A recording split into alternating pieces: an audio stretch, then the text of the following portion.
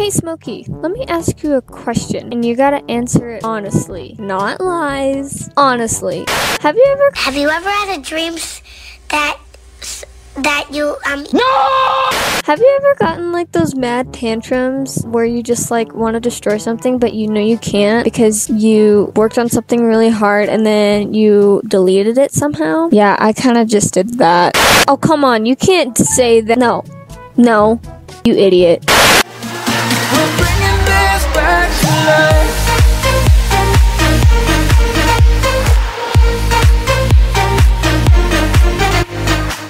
It's Brackety 2017 and welcome to another video. Today we are doing a little bit of a different kind of video, and Smokey, cover your ears. The new Malawaris came out and their new colors and everything. obviously. As you can see, I do not have any star coins, and like I said in the last video, I'm like broke at this point. So, yeah, with that being said, we are going to do something a little bit different. We're going to see what my horses would look like if Disney villains would come into Star Stable. So if Smokey was a villain, he would probably be, I don't know, Gaston or something like that. I mean, he's not the bulky type, but he is acting like Gaston. Each horse has its dark side, okay? But yeah, we are going to see what the horses look like in Star Stable as Disney villains. If you want a part 2 of this, be sure to give this video a thumbs up and comment down below what is your favorite villain that I put in this combination. And without further ado, let's get on to it. For the first villain we have on this list is the all evil of villains, Hades, as my horse Thunder Prince. I think Thunder Prince speaks simply for this one. His personality isn't the same as Hades, but he sure does look like him in his magical coat or not. The blackness kind of says it all. The blue mane, tail, eyes, and even his stockings, it kind of makes it pretty obvious. So I don't really need to say much for this guy. Next up is my magical Jorvik horse, Crystal Echo as Tamatoa from Moana. Even though she is a filly and she has some fins here and there in her wild coat color, her wild sea coat gives you that shiny characteristic of Tamatoa that makes Tamatoa. Not to mention the ripple markings that she has all around her body as her wild coat that is around the same color as Tamatoa. Her mane and her fins could be changed into maybe a bit more crab-like, but I think you get what I mean by her being as Tamatoa. If Tamatoa were able to come into Star Stable, I think he would maybe have a bit more pointy edges. I also think that Tamatoa would be a bit bigger in the game and maybe a bit more bulkier like Icelandic and the Irish Cob a little bit more, and maybe not as thin as what the Akal Tiki is, if you know what I mean. For the evil witch Gothel, we have Wolfstar. This horse has been pretty much a mystery to me now on how I don't know how she acts, but yes, Gothel does have long curly hair and is a bit skinnier, and you can obviously see that this horse does not have that. But I chose Wolfstar because of her color. Gothel has black hair, and so does she. Well, sort of. Wolfstar has a light color on her face too, which I can also image as Gothel a little bit. Gothel wears a red-like cloak as well, so Wolfstar's coat is a bit of a mix of a red and a brown, which kind of represents that cloak pretty well if you ask me. Plus Wolfstar's different shades of black, brown, and light brown and different colors, which I can see as Gothel with all of her makeup and all of that on that she somehow doesn't run out of. I don't really know how to conclude her, but she just kind of reminds me of Gothel. The next villain on my list is Gaston, and I will be honest with you guys, Gaston is probably going to be the difficult ones on this list since there were a few horses that could have been him. But I narrowed it down to 2 horses, which is my Andalusian Bumblebee and my Irish Cob Summer Splash. I know, but Gaston kind of has to be 2 of these at once to be in Star Stable. He could choose between the 2. I don't honestly care. He's a villain. Starting with my favorite Andalusian Bumblebee. She shows a lot of pride, and well, when I look at her, I think of an image of Gaston if she was a stallion. In my mind, she is really gorgeous for for a filly, and in the movie, Gaston is pretty much acknowledged as gorgeous, so that's where that comes in, with pretty much as being gorgeous. And then with my Irish cob, Summer Splash, she kind of narrows Gaston down by his two most famous characteristics, you would call it, which is his strength or muscles a lot, and making sure he looks great by seeing how his hair looks in the mirror. Now, these two things you can't ignore with Gaston, because if I did, that wouldn't make Gaston Gaston. I think Summer Splash speaks those two things, not only with her how big she is, but also with her luscious forelock that she keeps throwing up in the air. Another thing to add on with both of these two horses is their mane and tail.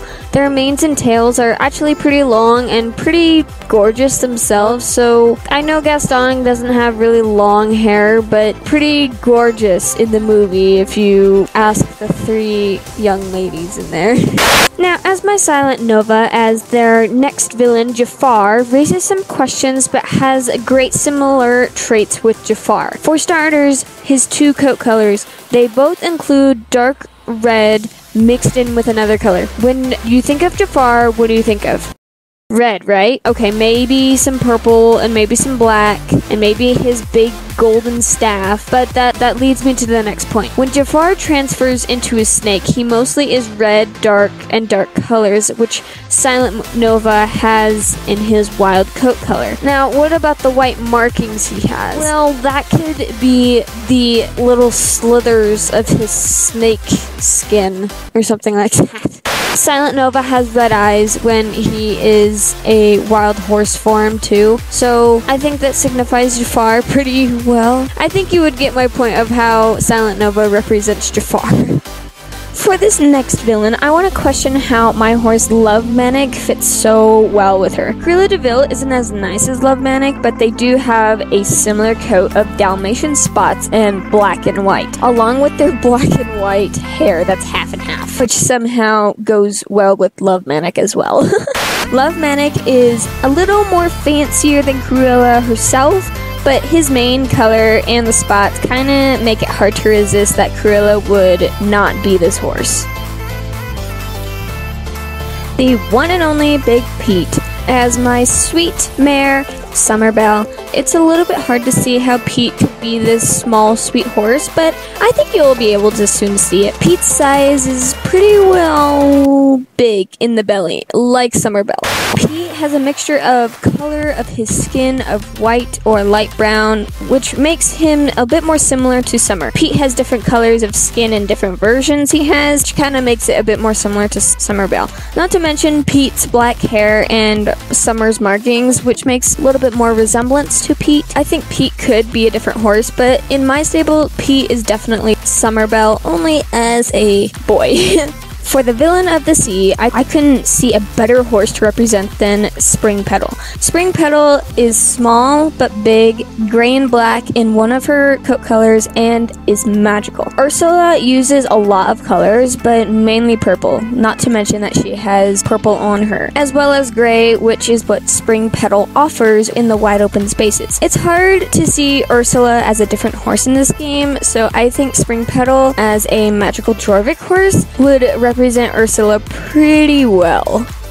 Now for the one lion who couldn't stop his eagerness for king. Scar is up with Copper Chief. I think both of their colors fit in well with each other perfectly, as well as their serious looks they give. Copper Chief is one that is strict and eager to be in command, just like Scar. He might not have a scar across his face, but he will take charge pretty quick. I mean, Copper Chief's black mane and tail kind of represent his mane of Scar, as well as his coat color kind of represents the black and brownness that Scar has for his fur. And I mean, his stockings and white marks on his face could represent his nose a little bit, because it is a bit of a lighter brown, as well as Copper Chief's shape I think would fit along with Scar pretty well.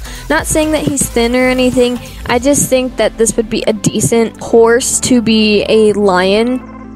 Last but not least, the charming and despicable Hans. My Frisian Power Prince is full of pride and dignity, kind of like Hans, not to mention their good looks. I mean, who could honestly resist this pretty boy? Hans and Power Prince share a characteristic of royalty, just in different forms. I hate to break it to Power Prince, but I don't think Power Prince is a prince, if you know what I mean. Don't tell him that.